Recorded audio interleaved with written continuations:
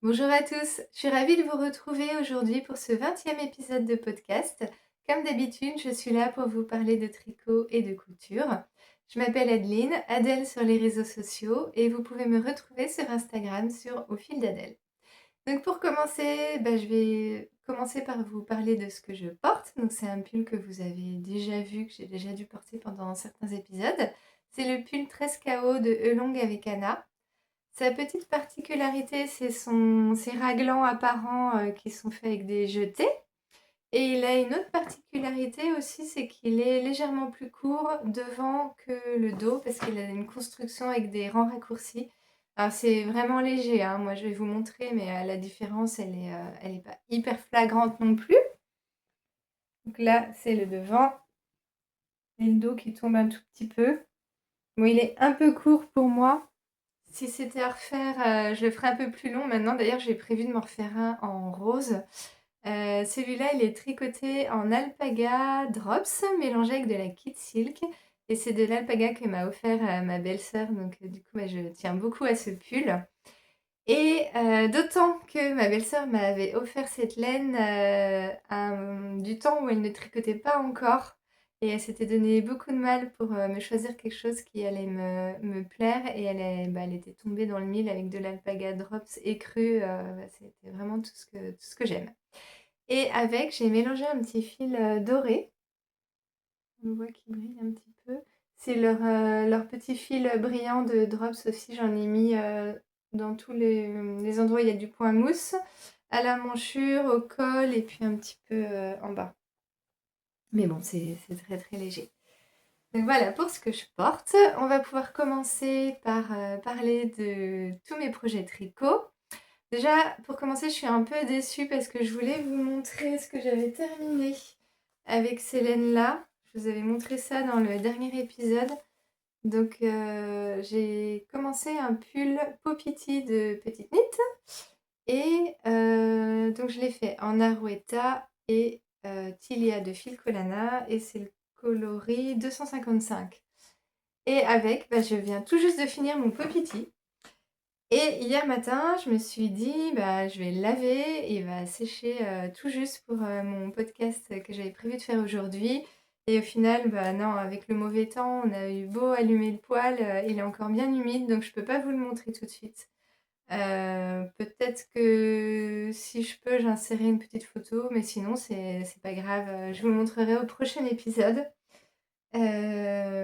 Pareil, je vous donnerai mon avis dessus la prochaine fois, mais bon, ce sera pour la prochaine fois, tant pis. Donc pas de tricot terminé pour cet épisode. Par contre, beaucoup de tricots commencés, vous allez voir. Donc étant donné que j'étais en train de finir le Popiti, je me suis dit que je pouvais commencer autre chose. Et j'ai commencé un petit pull que je suis en train de chercher. J'ai commencé le Anker Sweater de Petite Knit aussi. Vous allez voir, c'est un épisode à thème, hein. C'est Petite Knit ou Petite Knit en designer. Voilà, vous verrez, mais je crois qu'il n'y a que ça quasiment dans mon épisode. C'est la folie Petite Knit.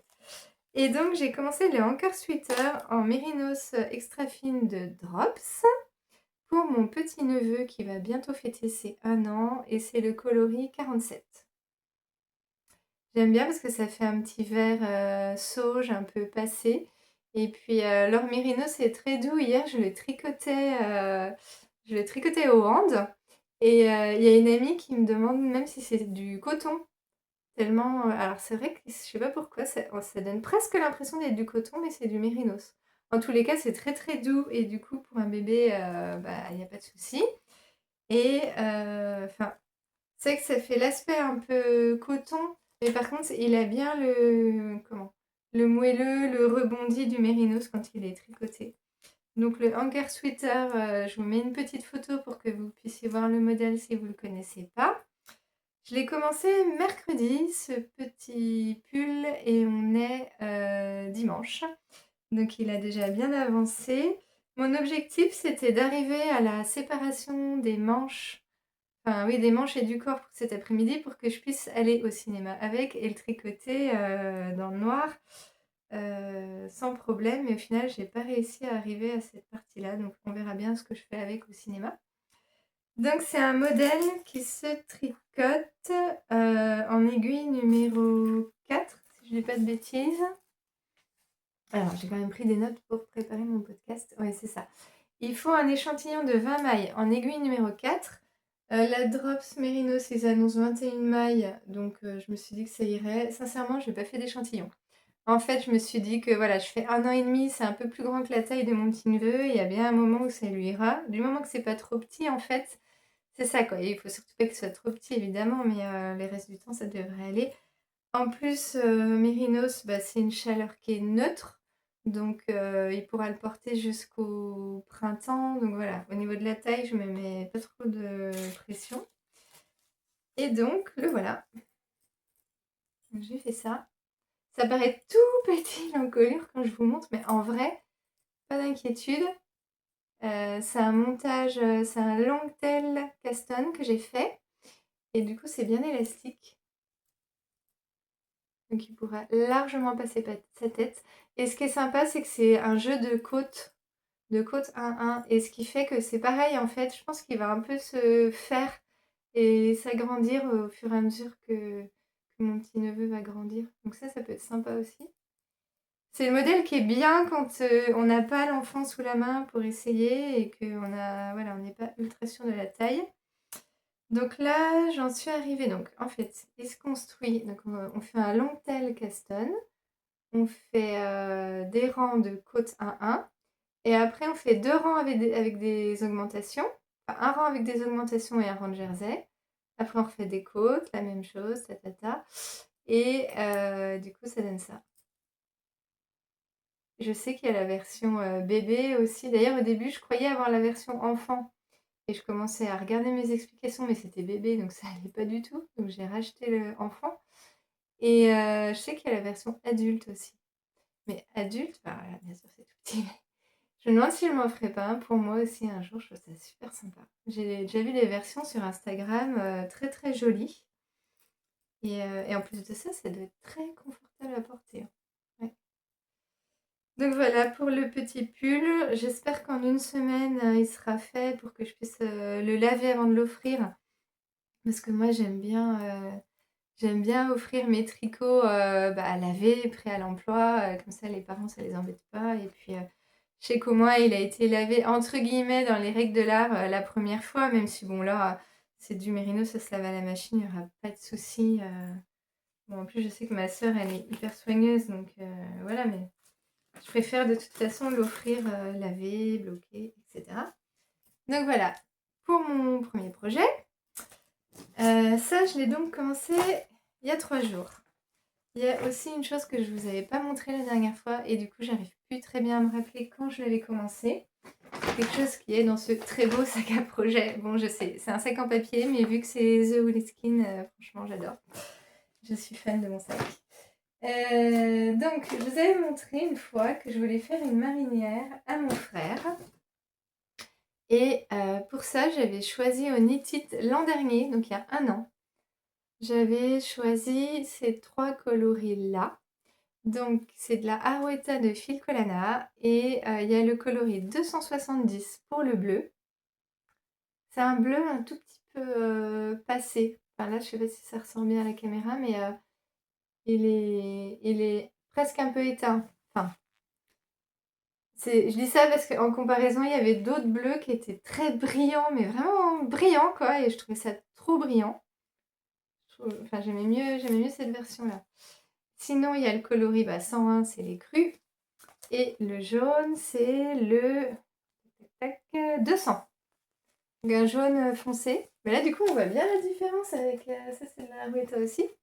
Hop. Mais ils ont plein de jaunes. Ils ont vraiment plein, plein de jaunes différents. Et ouais, est-ce que ça aurait été bien, ça? Ça aurait fait vif quand même, hein. Ouais. Je sais pas. J'étais partie là-dessus. Bon, après, de toute façon, les rayures, c'est toujours joli, je trouve, hein. Non. Je sais pas, vous en pensez quoi? Du coup, maintenant, j'ai un gros doute. J'aime bien avoir des, des doutes de dernière minute, c'est stupide. Non, ça aurait été vraiment beaucoup trop jaune poussin, là. Non, pas du tout. Donc, non, c'était comme ça. Et c'était très bien. Et ça va rester comme ça parce que vous allez voir que j'ai commencé la marinière. Donc j'ai choisi de faire le pull Lion de Petite Knit pour mon frère. Donc je lui fais en taille... je crois que j'ai pas dit quelle taille je faisais. Je crois que je lui fais du S. J'ai un gros doute. Je vérifie quand même. Ouais, c'est ça. Après, j'avais vu que Petite Knit, ça taillait grand. Et ouais, c'est ça. Je lui fais du S. Je crois que son tour de poitrine, c'était 87. Oh, je sais plus, je vais peut-être dire n'importe quoi là. Je sais plus du tout. Mais en tout cas, j'avais vu avec ma belle-sœur pour choisir la bonne taille. Mais c'est pareil, mon frère est très loin de chez nous. Donc je peux pas lui essayer. Et ça va être son cadeau de Noël. Donc j'ai commencé ça et je croise les doigts pour que ça lui aille. Hop, c'est super doux. En fait, j'ai pris la Harwetta, mais je la tricote en double. Alors, qu'est-ce que vous pensez de la rayure jaune, là, en plein milieu? Comment ça rend? Donc, je vous préviens tout de suite que le jaune, c'est la première et dernière rayure que je fais. Parce qu'en fait, je voulais une seule rayure jaune. Parce qu'après, je trouve que ça fait trop bariolé, en fait. Donc, il y aura une seule rayure jaune et après, ce sera du bleu tout du long. C'est la Harwetta, donc je l'ai tricotée en double. Je la trouve super douce. Et oui, d'ailleurs, j'étais un peu déçue sur le coup parce que je venais de tricoter le Popiti de Petite Knit. Et après, je commence ça.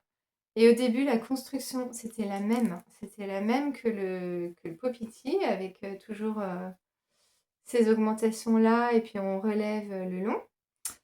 Et je commence à le faire et je me dis, mais en fait, je suis trop bête d'avoir acheté le Lion Sweater parce que c'est la même chose que le Popiti, mais en plus grand, quoi. Et en fait, non. Non, non.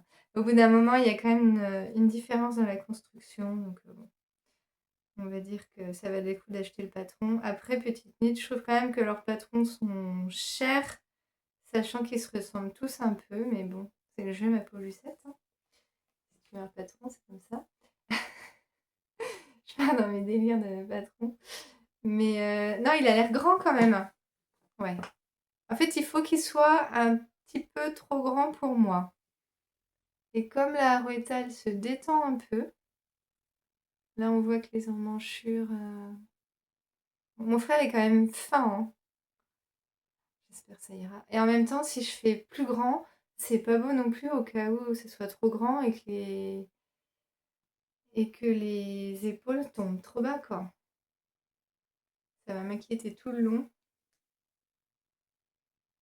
Bon, mon frère, je sais il adore tellement mes tricots que même s'il fallait rentrer dans le pull avec un chausse-pied, il le ferait.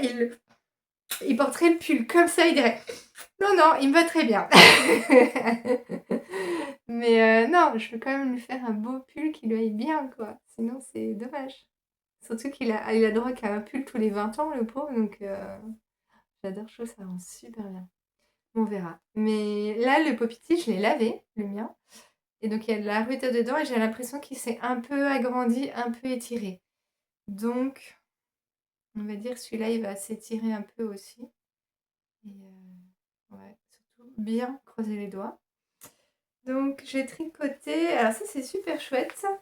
C'était la bonne nouvelle, c'est que normalement, il est fait pour être tricoté en numéro 4, en aiguille numéro 4. Mais comme j'ai pas pris le même fil, moi, il m'a fallu des aiguilles 4,5 pour avoir un échantillon de 20 mailles.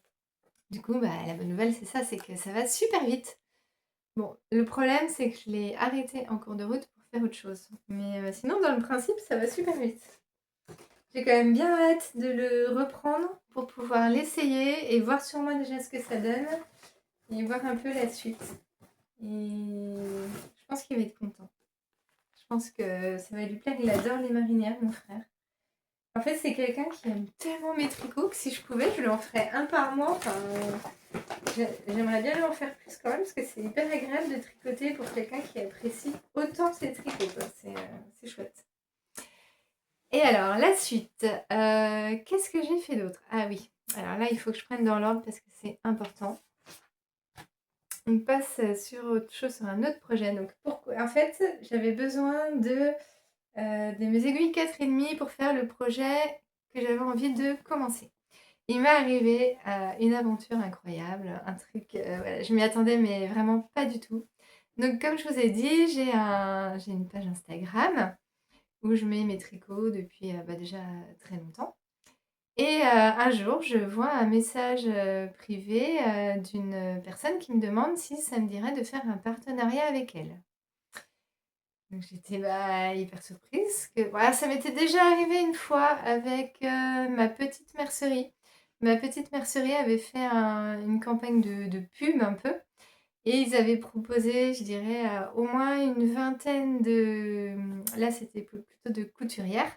Ils avaient proposé à une vingtaine de couturières de choisir, ce qu'elles voulaient dans la boutique pour se faire, une cousette.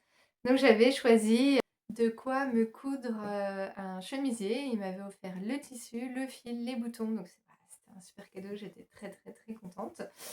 Voilà, donc ça m'était déjà arrivé, c'est vrai, mais pas pour le tricot. Donc là, c'est en fait une éleveuse de chèvres, angora qui m'a proposé un partenariat et que je choisisse de la laine dans sa boutique. Donc forcément, hein, je ne pouvais pas refuser.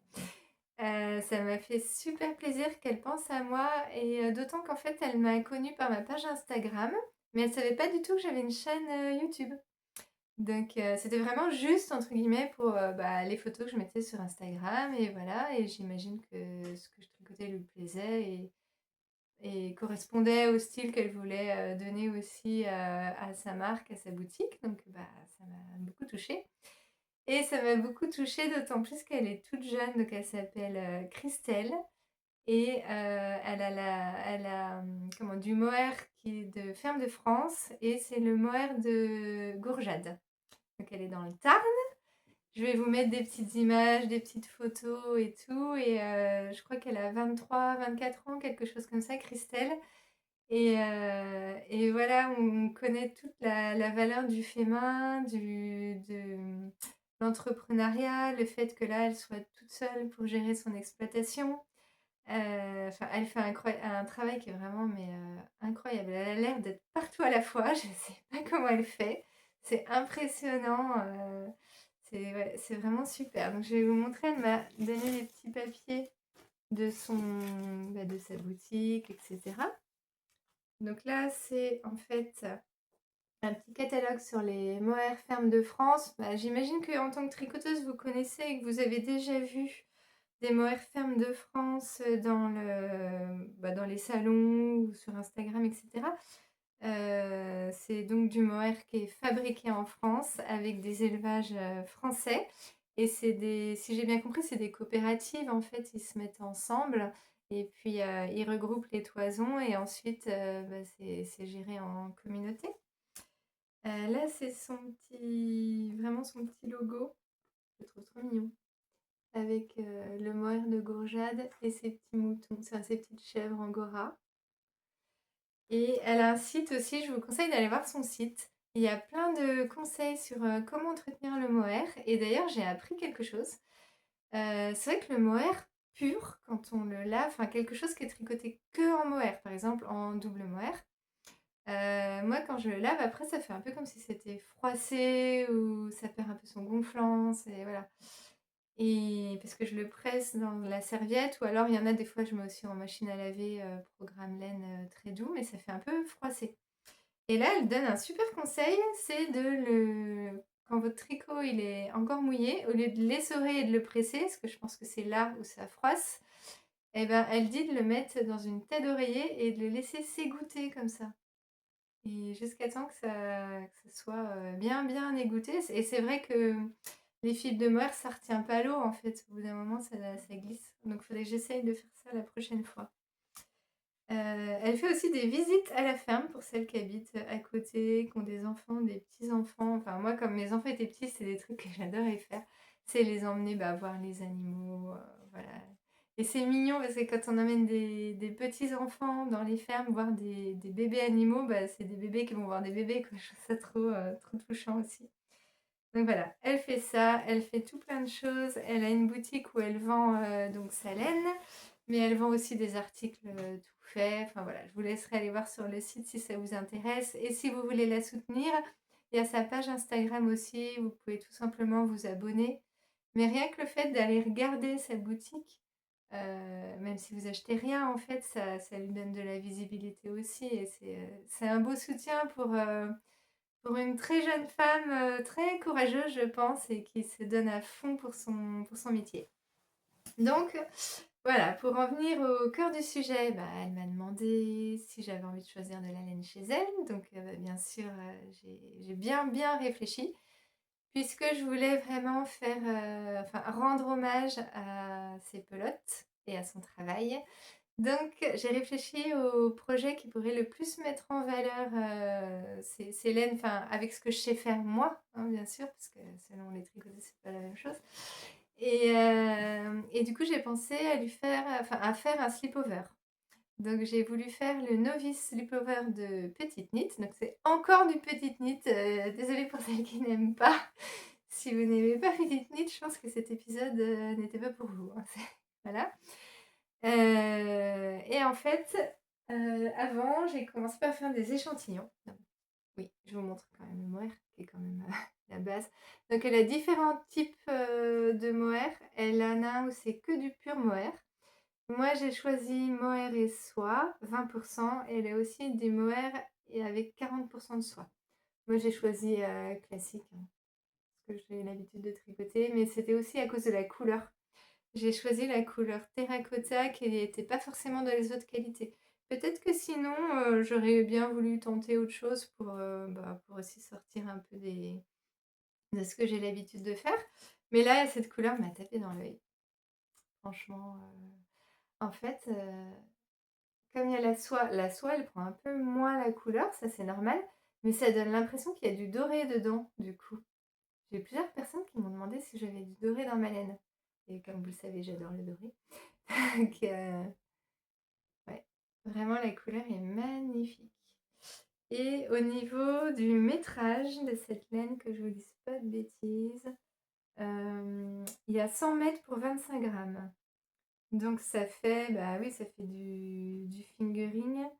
100 mètres, ouais, ça fait 400 mètres pour 100 grammes. Et par exemple, par rapport à la Tilia, tac, tac, tac, que je retrouve. Ah oui, ouais, c'est ça. La Tilia, elle fait 210 mètres pour 25 grammes, alors que celle-là, 100 mètres. Donc elle est 2 fois plus épaisse et dufteuse. Et ça, j'avais repéré sur le site, en fait. C'est pas du tout pareil. Mais je crois que tous les mohair fermes de France, enfin je dis peut-être une bêtise, mais de souvenir, les mohair fermes de France sont souvent plus épais et plus poilus. Hop, est-ce que vous allez voir quelque chose? Bon, c'est sur du jaune, donc forcément ça se voit peut-être moins, mais en fait, il est vraiment beaucoup plus poilu et plus dufteux celui-là. Donc après, bah, c'est toujours pareil, hein, ça dépend de l'effet que vous recherchez, de l'envie que vous avez pour votre projet. Enfin voilà, il n'y a pas de, il n'y a pas de bon ou de mauvais moment, on va dire. Ça dépend vraiment du projet que vous avez.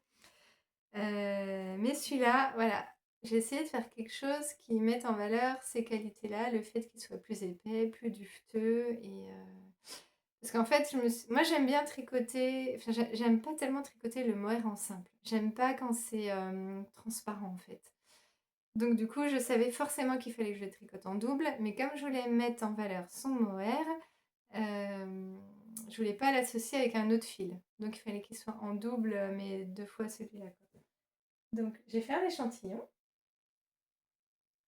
Et ça, c'est un échantillon en double mohair en aiguille 4,5. Et là, j'ai 17 mailles pour 10 centimètres. Donc on voit qu'il est forcément un tout petit peu transparent parce que bah, ça reste du mohair, mais c'est quand même bien dense. Et c'est tout léger. Au niveau douceur, je sais pas comment dire. Moi, je le trouve très doux. J'aime bien, à chaque fois, les tricoteuses, elles font ça, sous le menton. Je ne sais pas pourquoi c'est sous le menton, mais bon. Et je le trouve très, très doux. Je le trouvais un tout petit peu moins doux en pelote. Au toucher, je trouve que la Tilia est plus douce. Mais en fait, je pense que c'est parce que c'est l'aspect un tout petit peu granuleux de. C'est dufteux, quoi. C'est plus irrégulier. Voilà, c'est pas granuleux. Non, c'est pas le bon mot. Mais en tout cas, c'est un mohair qui est un peu plus irrégulier que celui-là. Donc, au toucher, je le trouvais un peu moins doux. Mais une fois tricoté, franchement, je vois pas de différence. Je le trouve très doux. Ouais. Et moi, j'adore ce rendu-là. C'est vraiment le rendu qui me plaît, qui fait bien dense. Il me fait penser un peu à la ombelle de Fonty. La ombelle de Fonty, j'adore son rendu.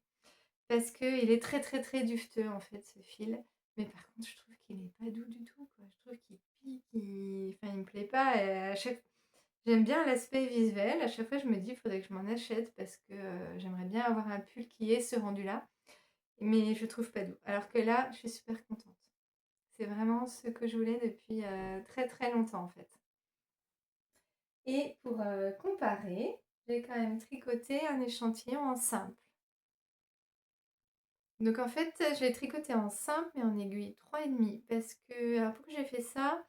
Parce qu'on s'est rendu compte avec Christelle que, elle avait pas forcément des indications sur son site de l'échantillon précis de sa laine. Donc comme là, bah, j'avais sa qualité qu'elle m'a offert, je me suis dit que, j'allais lui donner les 2 échantillons comme ça elle pourrait les mettre dans sa boutique et elle pourrait renseigner les tricoteuses, si elles ont des questions. Puisqu'en fait, Christelle ne tricote pas elle-même. Bon, en même temps, vu tout ce qu'elle fait déjà dans sa journée, clairement, si encore en plus elle tricotait, là, elle aurait vraiment un mérite de fou. Mais bon, peut-être qu'elle tricotera un jour, mais en tous les cas, pour l'instant, c'est pas le cas. Donc, elle ne peut pas indiquer aux tricoteuses comment faire leur échantillon. Donc là, il est en 3,5. Et on voit bien, vraiment, il est beaucoup plus transparent. Et en 3,5, c'est un échantillon de 20 mailles. Après, il y a des personnes qui aiment bien ce rendu-là, hein. C'est joli, mais je sais pas, mais ça va avec. C'est comme en couture, je vous dis tout le temps qu'en couture, j'aime bien me coudre des vêtements qui sont très structurés, avec des lignes nettes, etc. Et parce que le flou me va pas. Le flou, ça fait comme si c'était une grosse boule, un gros chamallow. Je sais pas. Et je pense que c'est pareil. Un pull trop mou comme ça. Et ben sur moi, c'est une catastrophe. C'est vraiment pas joli, quoi. Je préfère quelque chose de plus dense. Et je le sais parce que il y a 2 ans, je me suis fait un pull large comme ça, mais je peux même pas le mettre. Enfin, ça me va pas du tout, quoi. C'est pas joli. Donc, c'est pas pour moi le aéré. Mais là, vous avez la différence comme ça. Et donc, j'ai quand même commencé mon slip-over. Donc, le slip-over, le novice slip-over en aiguille 4,5. Alors là, c'est l'inverse du pull de mon frère. Il se tricotait normalement en numéro 5. Mais pour avoir l'échantillon, je l'ai fait en 4,5. Mais bon, ça va aller très très vite quand même, hein. En fait, c'est la vie, hein, les pulls en 4,5. Ça va tellement vite. Ça, c'est pareil, je l'ai commencé mercredi. Donc en même temps que. Enfin, je sais pas ce que j'ai fait, mais.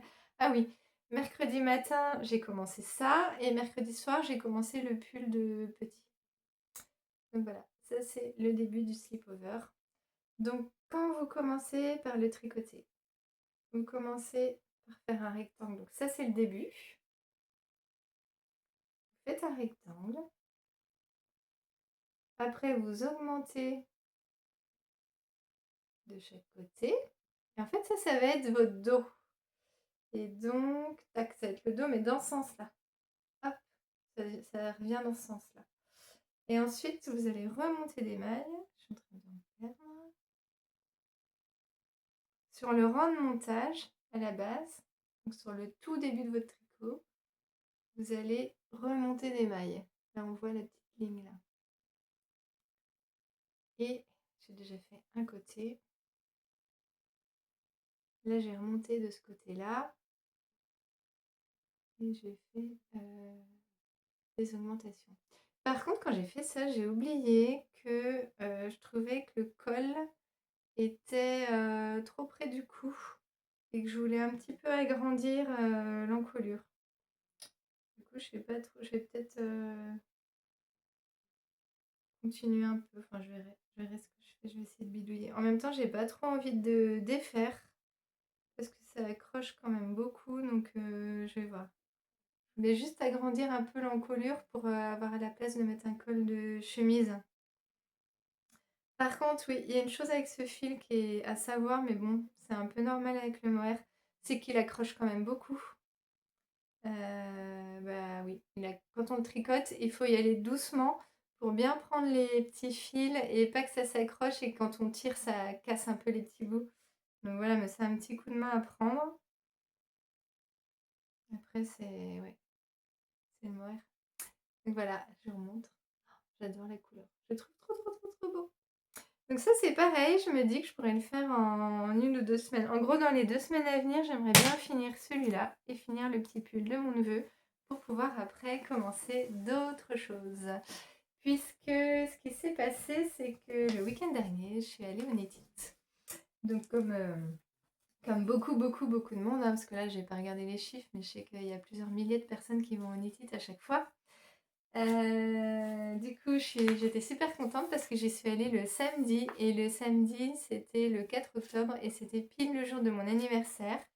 En plus, mon mari, cette année, était d'accord pour m'emmener en voiture pour que j'ai plein de temps pour profiter. Mes 2 filles sont venues avec moi, donc on a partagé plein de bons moments. C'était rigolo parce que sur les stands, je leur expliquais la différence entre la laine retordue et puis la single. Et puis voilà, puis du coup, les teinturières, elles m'écoutaient faire leur éducation tricotesque. Donc c'était très marrant. Voilà, et puis en plus j'ai vu plein de monde, donc je sais que j'avais mis un petit message sur Instagram comme quoi j'allais au Knitted et que je serais ravie de rencontrer certaines d'entre vous si elles y allaient. Donc j'ai vu Dalia de Quand Maman Tricote, j'ai vu Amélie de non, Loumélie Créa, ouais c'est ça. J'ai vu mais vraiment mais plein plein de monde et des belles rencontres, des personnes que j'avais pas vues en vrai encore et avec qui ça a matché tout de suite. Donc c'était vraiment très sympa. L'ambiance était détendue, il y avait pas trop de monde. Quand je suis arrivée, bah, je suis tout de suite allée au stand enfin tout de suite allée. Je me suis promenée, mais je suis tombée assez rapidement sur le stand de Renard endormi. Et là, bah, je me suis régalée. Franchement, je vais vous mettre des photos, mais le stand de Renard endormi, c'était juste fabuleux, mais un vrai rêve. Elle, c'est pareil, mais ça fait pas très si longtemps que ça qu'elle est connue et elle a déjà créé un nombre de patrons, un univers, enfin, c'est incroyable. Et elle est super gentille, j'ai pu discuter un peu avec elle, lui montrer sur Instagram les petites chaussettes fantômes que j'avais faites pour mon fils. Voilà, j'avais envie de lui montrer aussi combien ses patrons sont appréciés. Et voilà, les salons, ça permet d'avoir un échange dans les deux sens, donc c'est super sympa. Ensuite, je suis allée évidemment au stand de Angélique Zawuleskin, hein, mais bon, ça, c'est même pas la peine de préciser. Donc, c'est pareil, je suis arrivée, c'était encore le début, donc j'ai pu papoter un peu, parce que l'an dernier, j'étais arrivée beaucoup plus tard. Il y avait beaucoup de monde, donc j'avais moins pu discuter avec Angélique. Il y avait Sandra, il y avait Swazik à son stand. Bon, là, j'ai rien acheté à Angélique, mais comme d'habitude, en fait, je sais que je fais mes repérages. Et après, je commande dans l'année parce qu'Angélique, elle est ultra dispo. On peut lui faire des commandes personnalisées. Et voilà, donc j'ai déjà mes petites idées, hein. Donc voilà, elle était à côté du stand de Steven West. Donc très rigolo, la star du tricot. C'était assez drôle de se dire qu'il était là en France et tout. Alors moi, je suis pas, je sais pas comment dire, je suis pas fan parce que c'est pas du tout mon style, les chaînes de Steven West. Pour moi, c'est beaucoup trop travaillé. En plus, moi, le tricot, bah, vous voyez, un pull en jersey comme ça à tricoter, ça me va bien, je suis contente. J'ai pas d'exigence au niveau ouais, de la difficulté, du challenge. C'est pas quelque chose dont j'ai besoin. Je trouve ça super intéressant à regarder chez les autres. Je trouve que ce qu'il fait, c'est des œuvres d'art, hein, de toute façon, c'est incroyable, hein. Mais moi, ça m'amuserait pas de les tricoter spécialement parce que, bah, je sais que je pourrais le faire, hein, en plus il y a des tutos et cetera, mais j'ai pas de recherche spéciale de ce côté-là. J'aurais pas l'occasion de les porter mais par contre, il y a des filles qui font ça, qui portent super bien, enfin des hommes aussi qui arrivent à les adapter à leur tenue et tout et c'est très beau. Et il était super sympa. En plus, il prenait des photos avec tout le monde. Alors, vraiment, ça m'a fait sourire parce que on voyait qu'il était très, très abordable, mais à tel point qu'il savait que les gens avaient envie de faire des photos avec lui. Et dès qu'il y avait une tricoteuse qui arrivait un petit peu près de lui, hop, il mettait le bras comme ça et il se prêtait à la photo. C'était presque un automatisme. Tac, je trouvais ça trop mignon, quoi. Donc, moi, j'ai pas fait de photo avec lui parce que voilà, je voyais pas trop enfin, j'avais pas trop le besoin de faire ça, mais je trouvais ça très sympa de le voir comme ça, très, très, très chouette. Après, une autre personne que j'ai vue aussi, bah justement, au stand de Steven West, j'ai vu Clément de Monsieur Knitting et je leur ai bien fait un petit coucou, mais juste à ce moment-là, c'était très rigolo aussi. Il y a une tricoteuse qui est arrivée, qui lui a dit bonjour et après, elle a sorti tout un sac de laine de son sac. En fait, elle lui avait préparé un cadeau à Clément et du coup, son mari les a pris en photo tous les deux. Enfin, je trouvais ça trop, trop chouette. Donc, du coup, bah, j'ai juste regardé la scène et je trouvais ça très, très sympathique comme échange. Enfin, vraiment, il y avait une très bonne ambiance. C'était très agréable. Les gens étaient simples, étaient posés. C'était vraiment un bon moment. J'ai vu qui encore? Oui, j'ai pris des notes parce qu'en fait, j'ai vraiment vu, j'aurais pu même parler à plus de personnes, mais en fait, j'avais pas non plus, le besoin de voilà, de parler à tout prix, aux gens et puis, des personnes, j'aime bien les voir, plusieurs années de suite avant d'oser, leur parler ou voilà. J'aime bien que ce soit naturel, en fait, que ça soit pas forcé. J'ai vu, Marion de Laine Vilaine. C'est une teinturière que j'aime, énormément, en fait. C'est pareil, elle a une capacité de production, c'est incroyable et puis surtout une fantaisie. Elle a les noms de ses laines sont, super chouettes, alors là, c'est très, très rigolo parce que, elle a du mohair avec des petits speckles et je crois que c'est le nom du mohair, c'est feu d'artifice.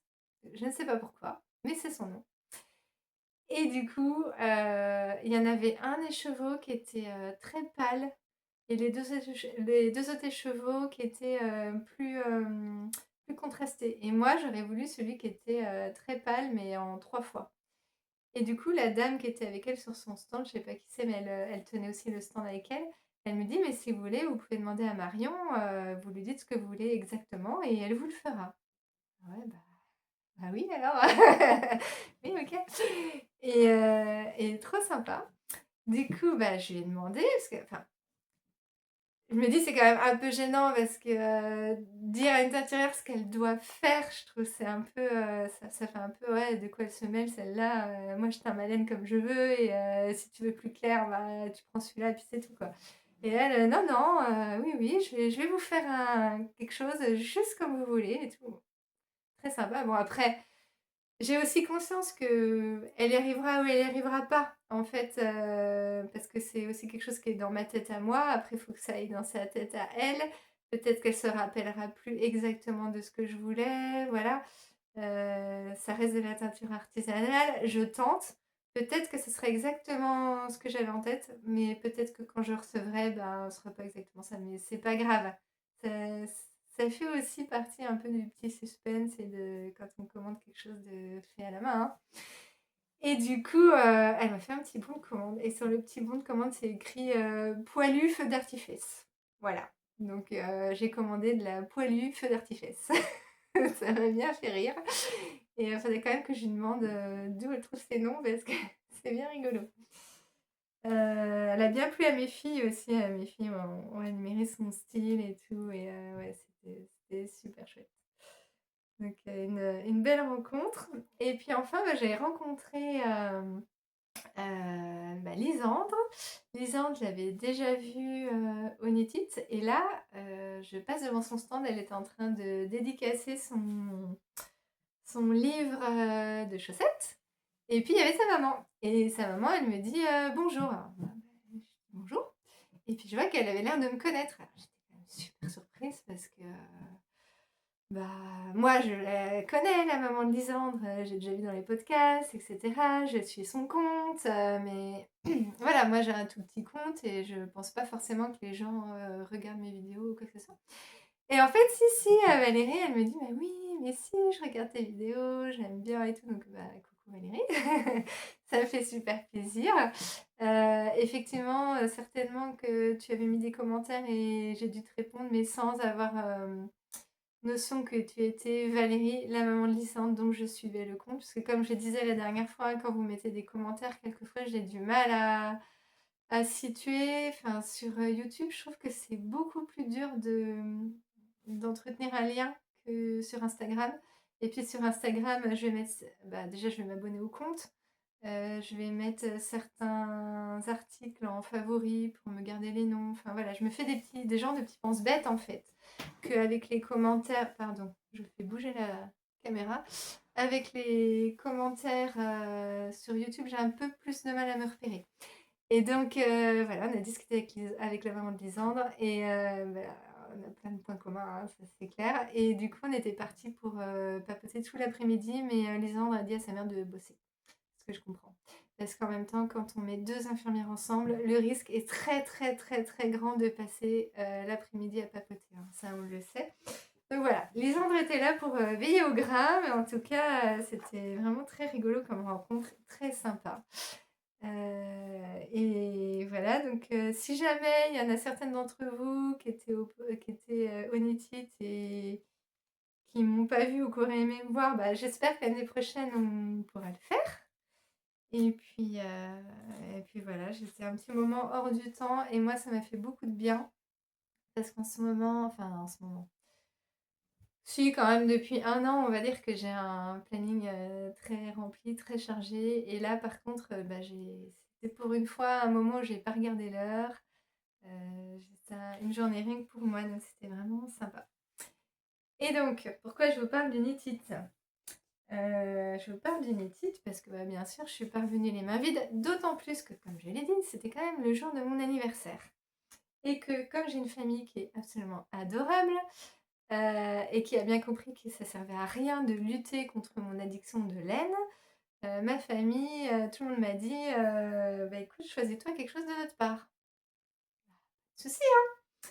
Donc j'ai commencé, alors oui déjà, j'avais fait la veille, le tour de mon stock avec ma fille de 14 ans, qui est la plus raisonnable de nous tous dans cette famille. Ma fille de 14 ans, je lui ai montré tout ce que j'avais, qui était très flashy, très coloré et tout. Et donc, je lui ai expliqué ce que je voulais. Je lui ai dit cette année, je voudrais des teintes qui soient douces, des tons fondus, ou avec des speckles, mais vraiment que ça fasse pas des grands aplats, mais des toutes petites taches minuscules, presque fondues. Donc, elle avait le cahier des charges. Et elle devait me driver si jamais je déviais du truc. Donc en fait, la première chose sur laquelle j'ai craqué, c'est la laine des petits pois parisiens. Il faut savoir que le plus souvent, quand j'achète quelque chose, en laine en tout cas, c'est quelque chose que j'ai repéré depuis plusieurs années, ou voilà, c'est rare. Enfin, oui et non, c'est un mix en fait. Il y a un mix de trucs que je repère depuis plusieurs années et un mix de coups de cœur. Mais là, en tout cas, la laine des petits pois parisiens, j'avais acheté chez eux il y a peut-être 5-6 ans. Et les dernières années, à chaque fois que j'allais au Knit-It, je me disais, il faut que je rachète chez eux parce que j'aime trop. Et puis, bah, comme les petits pois parisiens, en fait, elle a des... Je connais pas le nom de la teinturière, mais elle a des coloris qu'elle suit. On les retrouve tous les ans. Donc c'est vrai que du coup, c'est bien, mais d'un autre côté, je me dis, bah, si je prends pas maintenant, c'est pas grave, je retrouverai toujours. Donc c'est un peu pour ça que les 3 dernières années, ben, j'ai pas craqué parce que je savais que ça allait rester. Et là, bah, là, cette fois-ci, je me suis dit, allez, quand j'ai vu son stand, bah, j'ai craqué. Alors ça, c'est une couleur que j'ai déjà achetée, hein. C'est, qu'est-ce que c'est ça? C'est de la mérinos et 20% nylon. Et le coloris pointillé sur Peach. sais jamais comment on dit. Moi, je suis nulle en anglais, hein, donc et ce que j'aime trop, bah, c'est le fluo, évidemment. Et avec ça, donc j'en ai pris 2. Je voudrais me faire un Elton, un Elton pullover. Puisque je vois plein de Elton. Il y a aussi, comment elle s'appelle? Anne de Nana et Chocolat, qui s'est fait un Elton. À chaque fois qu'elle me le montre, et il me fait trop envie. Et voilà, à chaque fois qu'elle me montre dans ses podcasts. Et je me dis que ça serait super sympa pour un Elton avec du mohair rose clair. Faut essayer, hein. Bon, plus pour le printemps du coup, mais voilà, ça c'est le premier craquage. Et avec, j'ai pris ça aussi. Donc j'étais partie sur le gris. Donc c'est un très joli gris qui a des petites touches de bordeaux et de bleu aussi. Mais ce que j'aime surtout, c'est les petites touches de bordeaux. Et comme en fait la semaine dernière, enfin il y a 15 jours, je suis allée à un salon du tissu. Oui, salon du tissu une semaine et la semaine d'après le Knit It. En fait, j'ai pas fait exprès d'aller au salon du tissu.